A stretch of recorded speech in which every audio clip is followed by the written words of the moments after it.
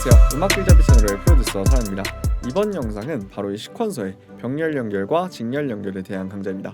그렇다면 이 두 라우팅 방식에 대한 이해와 이 사운드에 미치는 영향에 대해서 설명드려보겠습니다. 그러면 강좌 바로 시작해보겠습니다. 자, 우선 직렬과 병렬의 뜻을 알아야겠죠. 시퀀서에서 이 직렬과 병렬 두 단어의 차이점은 직렬은 순차적인 진행을 의미하고 병렬은 동시 진행을 의미합니다. 그래서 사실 직렬, 병렬은 상황만 비슷하다면 어디에서도 쓸 수 있는 단어인데요. 보통 시퀀서에서는 이 이펙터 프로세싱에서 사용합니다.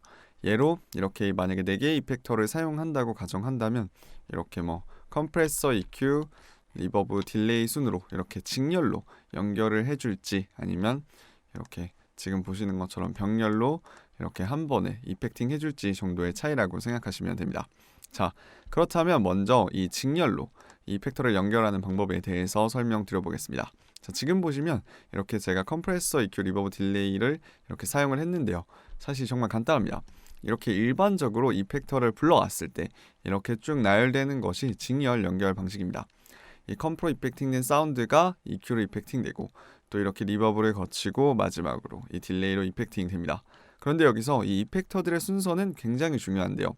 그 이유는 이런 식으로 이런 이펙터들의 순서가 바뀜으로써 사운드가 변하기 때문입니다. 간단하게 이 EQ와 리버브로 설명을 드려보겠습니다. 만약에 이렇게 EQ로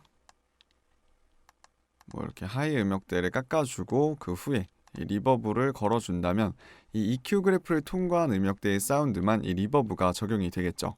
그런데 이렇게 이 리버브를 사용해주면 사운드에 잔향이 생기기 때문에 추가적으로 더 많은 음정을 가지게 됩니다. 즉, 이 하이 음역대가 이 EQ로 다듬어진 것보다 이 리버브 잔향에 의해서 조금은 더 만들어질 수 있다는 얘기입니다. 하지만 이렇게 반대로 이 리버브를 먼저 걸어주면 이렇게 이 잔향의 음정이 EQ를 바이패스하는 음정이라면 EQ에 의해서 제거될 것입니다. 즉, 별거 아닌 것 같지만 이런 식으로 이 이펙터들을 연결해 줄 때는 꼭 신중하게 그 순서를 배열해서 사용해 주셔야 합니다.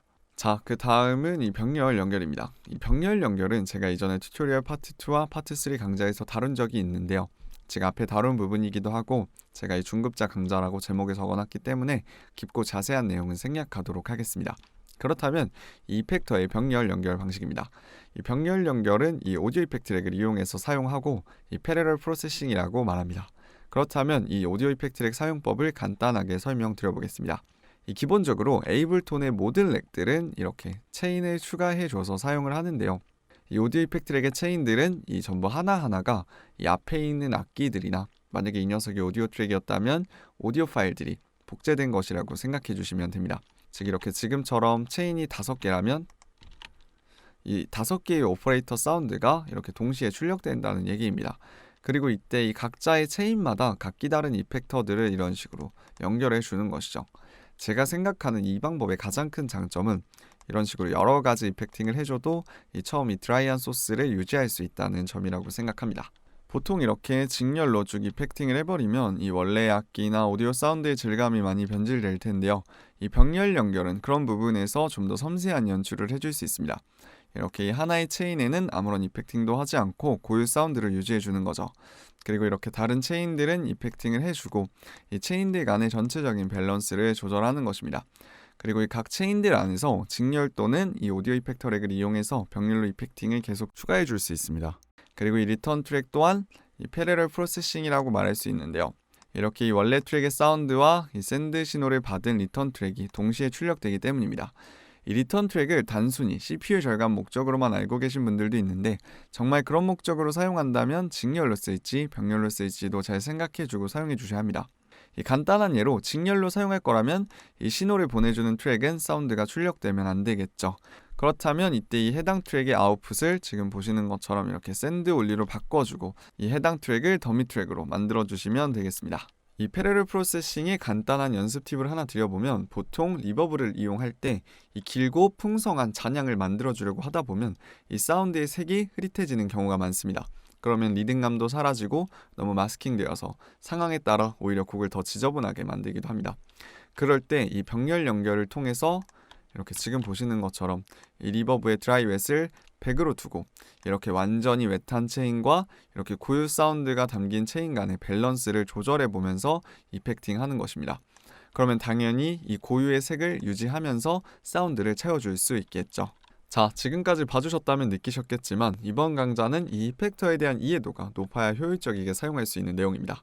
이 어떤 이펙터들을 사용하면 사운드가 어떻게 변할지 예측을 할 줄 아셔야 원하는 사운드를 만들 수 있다고 생각합니다. 그리고 사실 제가 이 직렬 연결과 병렬 연결에 대해서는 이전에 많은 강좌들에서 다룬 적이 있는데요. 그렇지만 아무래도 여러 강좌로 내용이 분산되어서 들어갔기 때문에 이 정리가 한 번은 필요하다고 생각했습니다. 그만큼 이 라우팅 구조는 굉장히 중요한 부분이니까요. 그리고 혹시나 내용이 부족하다고 생각하신다면 이전에 기초 강좌에서 많이 다뤄놨기 때문에 봐주시면 도움 되실 거라고 생각합니다. 마지막에 링크 남겨드리겠습니다. 자, 이렇게 이 직렬, 병렬, 라우팅 강좌가 끝이 났습니다. 혹시 지금까지 이 단순한 직렬 이펙팅 처리만 하셔서 뭔가 이 사운드의 질감이 너무 많이 변질되는 느낌이셨다면 이 병렬 연결을 꼭 한번 사용해 보시면 좋을 것 같습니다. 그러면 이상 강좌 마무리하겠습니다. 영상 끝까지 시청해 주셔서 정말 감사합니다.